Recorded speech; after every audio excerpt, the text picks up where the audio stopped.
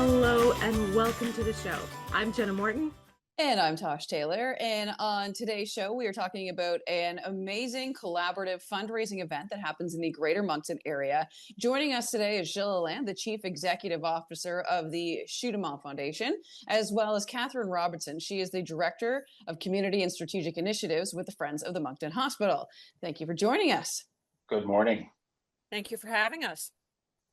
Well, this is certainly exciting to have you both with us again. We had you in the studio previously to chat with us about a fantastic collaboration that the two of you are working on along with your teams.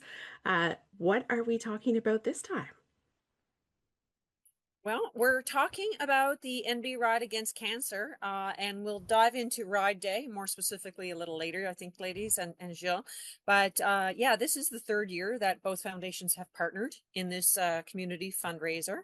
It's a fundraiser that is raising proceeds for providing non-medical programs at no charge to people living with cancer and their caregivers. We can explain a little bit about that later as well.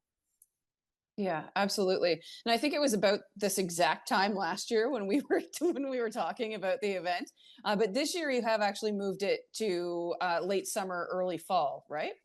Yeah, this year Ride Day is going to happen on Sunday, September 28th, along the Riverfront Trail, starting at Riverfront Park in Moncton. But the course is designed to go to take in Riverview, Dieppe, and Moncton as well. So take full advantage of that big trail in downtown Moncton. Yes, and never fear, we have 10 kilometers, 30 kilometers, or 70 kilometers. So, I mean, if you're an avid cyclist, 70 kilometers is your vibe. Beautiful. If not, and you just kind of want to get out and do your best, 10 kilometers. We will have, just for everybody's comfort and safety, we will have very experienced ride leaders and sweeps that will maintain a pace that's appropriate for the group and ensure their safety. We have a whole safety plan, water stop, the whole thing. So yes, this is a ride, not a race.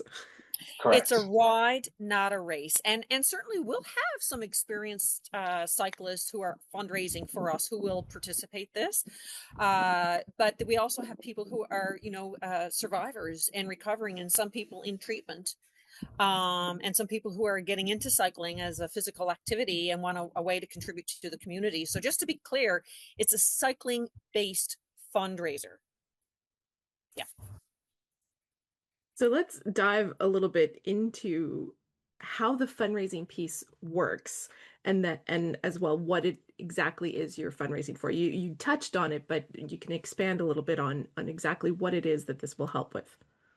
I'll jump in quickly just for the high level. So the way we've structured the partnership is we have a list of sponsors that we solicit, either monetary or in-kind donations to support the day.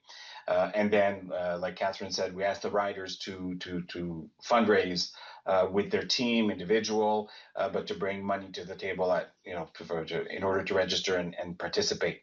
And then there's that whole machinery behind it that Katherine can speak to of how that gets activated and how we execute on the event. But basically, the sponsorship. So Assumption Life signed on last year for 3 years. They're the title sponsor of the event, and they bring cash to the table. And then we look at other sponsors, different levels. What do we need to try and cover most of the expenses that are incurred for the event? And then the fundraisers jump in at the back end to help put the cherry on the sundae. Love that expression. And just to talk about the mechanics of it, Jenna and Tosh, we have an online platform where people register, and it creates their personal fundraising page that they can customize, share their story, share pictures. It easily links to social media, Instagram, Facebook, those types of things. So it's very easy to share the word. It also has a built-in email capacity where you can reach out to your contacts by email. So it's pretty nifty.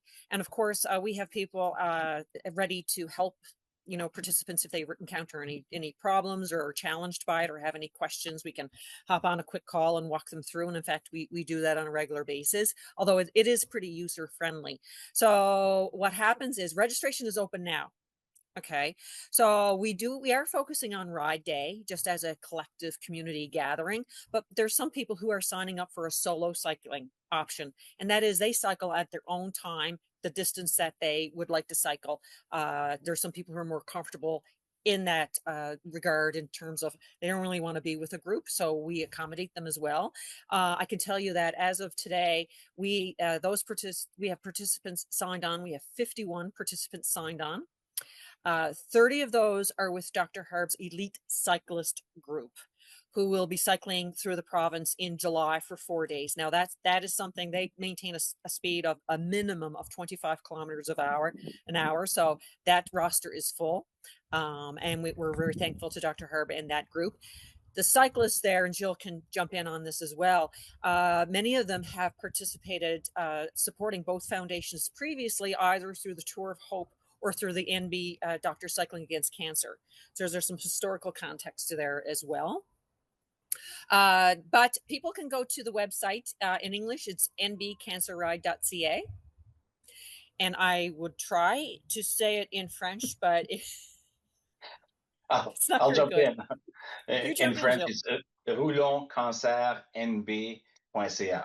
Rouloncancer.nb altogether.ca. Yeah. So it's a fully functional bilingual site. You can register there. You can also keep up on what's happening with the ride on our Facebook page and Instagram, by the way. We have participants that are tagging us, when they go out on their solo rides, and Dr. Herb's group are training. So they tag us and share pictures and their story. Yeah, it's a great way to kind of keep up and also share what what you're doing and how you're training and how you're preparing and how you're fundraising. Yeah, that's a really great way to get more people interested and involved. And I really do think, especially in the city of Moncton, the aspect of going out biking for fun has really become something that's very big in the community these days. And that probably has something to do with the massive amounts of beautiful trails that we have that outline all three of the tri-communities, which I think is fantastic.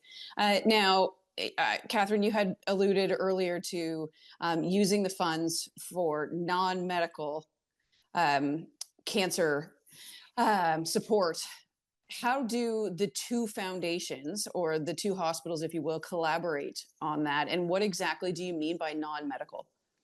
So I'll jump in, Catherine, and Perfect. you'll jump in if there's missing pieces. So at the Dumont Foundation, we have an event called Tree of Hope campaign. So every year it's based, it's in the fall, it's a radiothon culmination of that campaign, but the funds are all raised for oncology. When I arrived at the foundation 2 years ago, in chatting with staff, chatting with patients, whoever I needed to build my network, it became evident that when you're diagnosed with cancer, and by the way, in New Brunswick, it's about 14 new diagnoses a day, 95 per week. So it continues to be prevalent.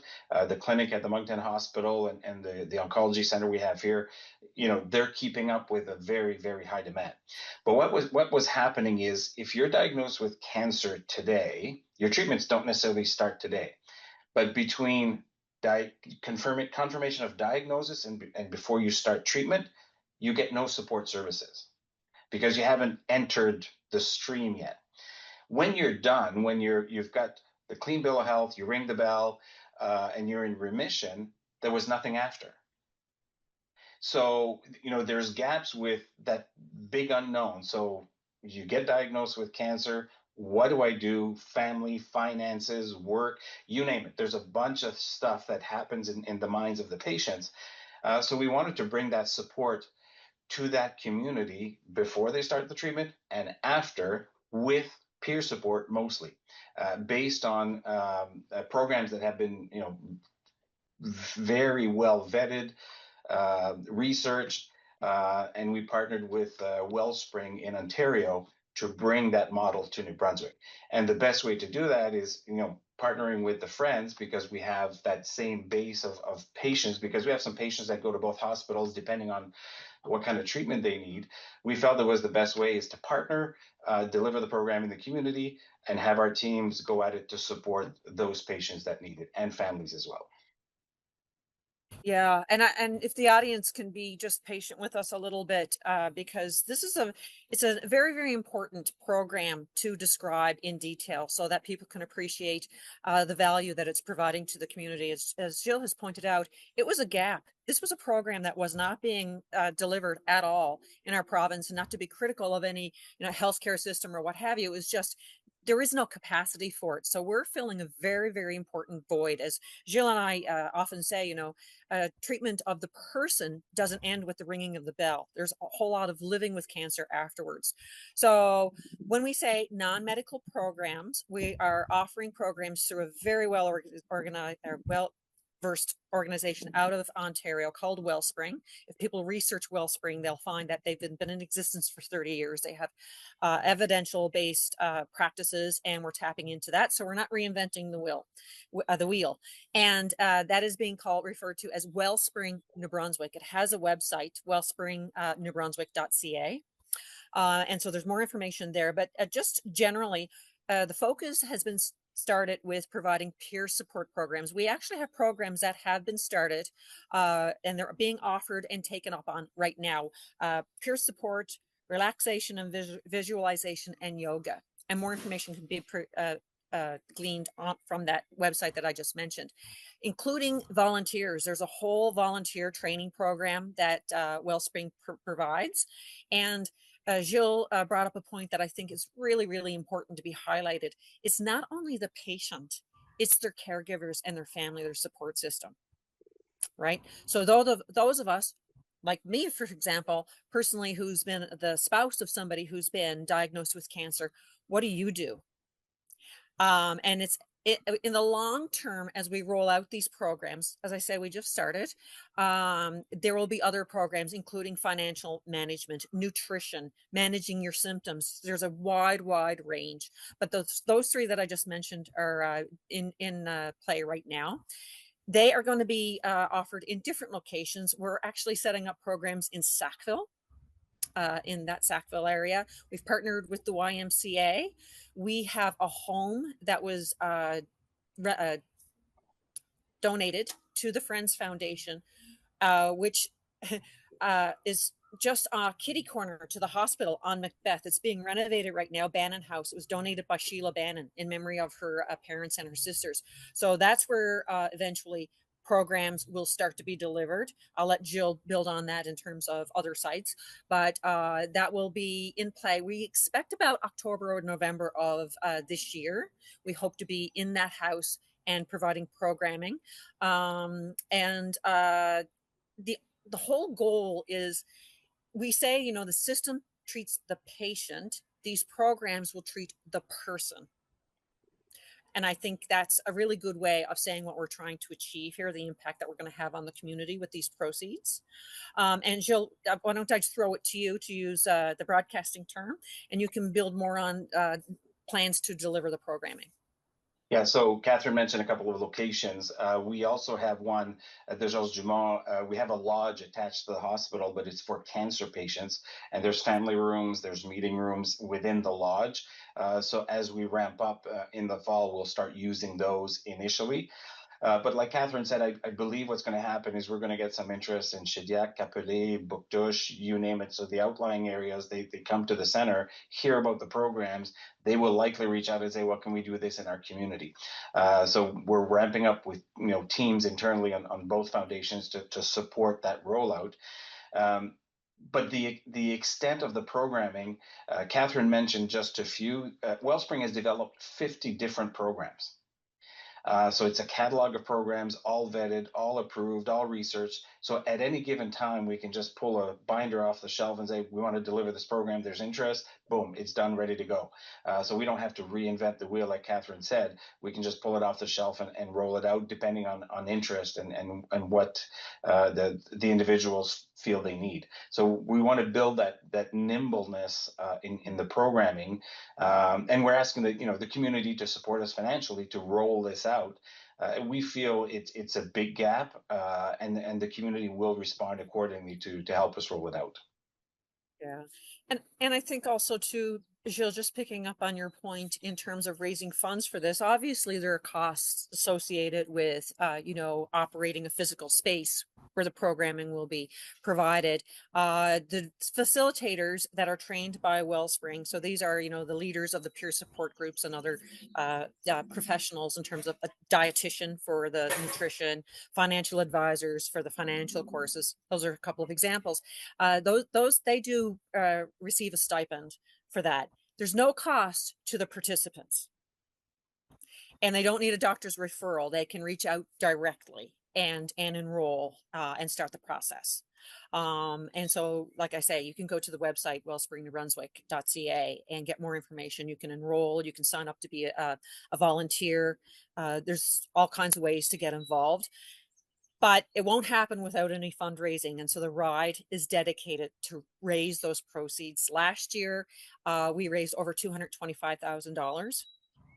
We're building on that this year. We hope to raise that much and more this year. And the ride will be dedicated to Wellspring, to support Wellspring on an ongoing basis.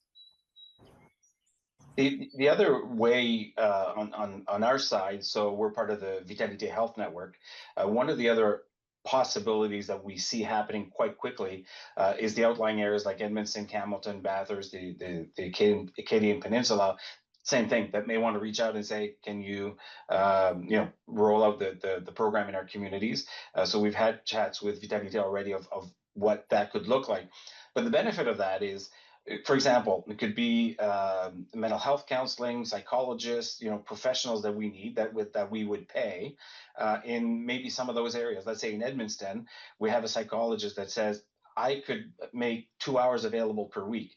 Well, hop on a Zoom call, we'll have the class in Moncton, but with the professional up there or one-on-one in an individual room. So we want to build that nimbleness with wherever the professionals will be coming from.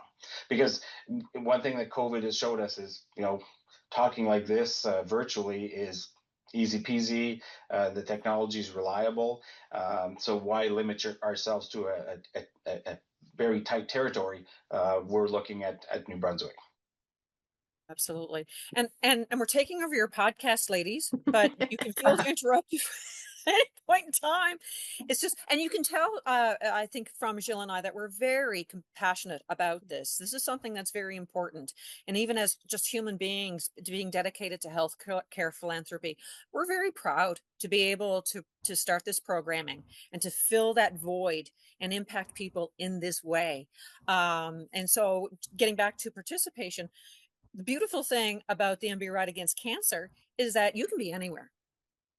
You can be anywhere and sign up and fundraise through your friends and family and your network. We have cyclists that are from Northern New Brunswick, and they are participating. Some of them are with Dr. Harb's Ride, which is starting from Edmundston this year, by the way, in July, and coming down. I may not get this in the correct order, Gilles, so help me out. Edmundston, Campbellton, Caracat, Miramichi, Moncton, I believe. Do I have that right? Okay. Yep. And so, yeah, they're going to be coming through some of those communities that Gilles just mentioned. So don't feel like, Ride Day is in the Greater Moncton area on September 28th, but that doesn't exclude other people from participating in other ways. Yeah, exactly. And I find that a lot of people, the way you've got the ability to set up and donate is great too, because people can just log on to the certain participants' webpage and make a donation in their honor, kind of idea, right? Like you don't have to hop on a bike yourself for the first time in 30 years and hope that you can, at least do 10K. And you know what? Listen, I remember one year we had a participant, she did it on her stationary bike. Oh, yeah. Okay. And even look, an important part of, I think, cancer care is physical activity. So certainly there are a lot of synergies. And that was something that was very important to Assumption Life, because that's a big part of their mandate. It's promoting care and physical activity. And so listen, if you're going to walk, that's fine. One year we had a cancer, we had a patient, she was in care and she messaged me, and I'll never forget it. She's like, oh, there's some days I can't, there's no way I'm getting on my bicycle. Can I walk around the block? And I said, sure. walk around your house. If that's where you're feeling today and that's what you can do, then we all respect that. I mean, I don't know that there's anybody who hasn't been impacted by cancer in some way. It's either you or someone you know. And actually that segues into our theme this year is Ride for Them.